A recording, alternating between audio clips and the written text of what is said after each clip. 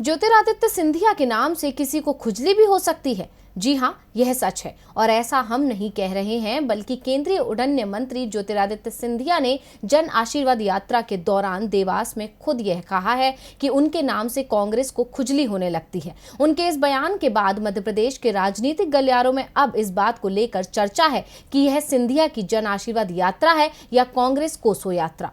मंगलवार से सिंधिया मध्य प्रदेश में 3 दिवसीय जन आशीर्वाद यात्रा पर हैं। उन्होंने देवास में जन आशीर्वाद यात्रा की शुरुआत क्षिप्रा के अभिषेक के साथ की।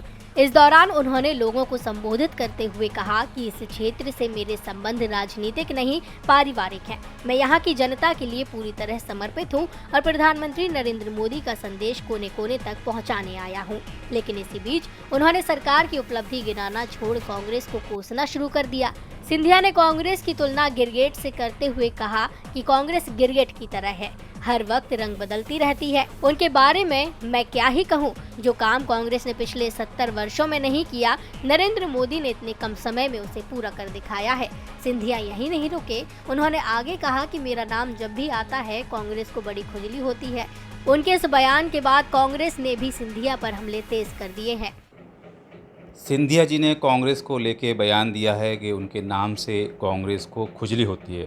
तो यदुनाथ सिंह तोमर जी का इस बारे में क्या कहना है, आइए उन्हीं से जानते हैं। जी, सबसे पहले आप सभी को मेरा नमस्कार। और मैं तो यही कहना चाहूँगा कि सिंधिया जी एक बड़े कद्दावर नेता थे। उनका जो बयान है बड़ी तुच्छतापूर्ण बयान है, छोटे स्तर का बयान है और कांग्रेस को उनसे कोई खुजली नहीं है। दाद खाज खुजली की जो बीमारी है वो सिंधिया जी को हो सकती है। इसी कारण वो अपनी खुजली का इलाज कराने भाजपा में पहुंच गए। देश की एक ऐसी पार्टी है कांग्रेस जिसने देश के हितों की रक्षा के लिए, देश के मान और सम्मान के लिए, देश की मातृभूमि की रक्षा के लिए अपने प्राणों का बलिदान भी दिया है और हमारे नेताओं ने अपनी जवानी को कुर्बान किया है।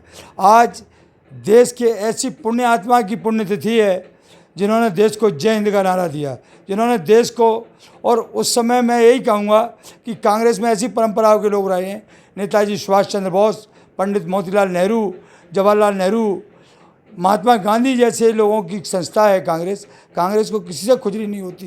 कांग्रेस में जो आता है, कांग्रेस का जो सदस्य होता है, उसके सम्मान के साथ बात करते हैं और विपक्ष को भी हम शालीनता के शब्दों में जवाब देते हैं, क्योंकि हम सत्य और अहिंसा के पुजारी हैं। हमारा नेता जो है वो भी सत्य और अहिंसा के मार्ग पर चलता है और हमारे पूर्व नेता वो भी सत्य और अहिंसा के मार्ग पर चले।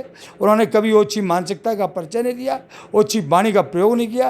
ये सिंधिया जी ने जो कहा है, ये सिंधिया जी की सोच हो सकती है कि उनकी सोच कितनी है और कैसी है वो तो सबको पता है कि वो अपने चंद स्वार्थ के लिए हम अपनी मातृ संस्था को धोखा देकर दूसरी संस्था में चले गए हैं।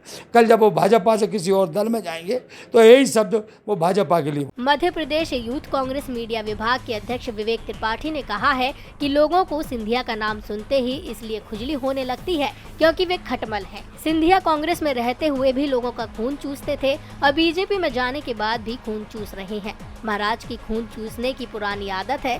सिंधिया को कार्यकर्ताओं से कोई मतलब नहीं है। उनका अगला फोकस है निगम मंडलों में अधिक से अधिक अध्यक्ष बनाने पर, ताकि उन पर लक्ष्मी माता की कृपा बनी रहे और उनकी आय के स्रोत कम ना हो पाए। अब देखना दिलचस्प होगा कि राजनीति में खुजली की ये बीमारी का इलाज कैसे होगा। डीवी लाइव के लिए गजेंद्र इंगले की रिपोर्ट।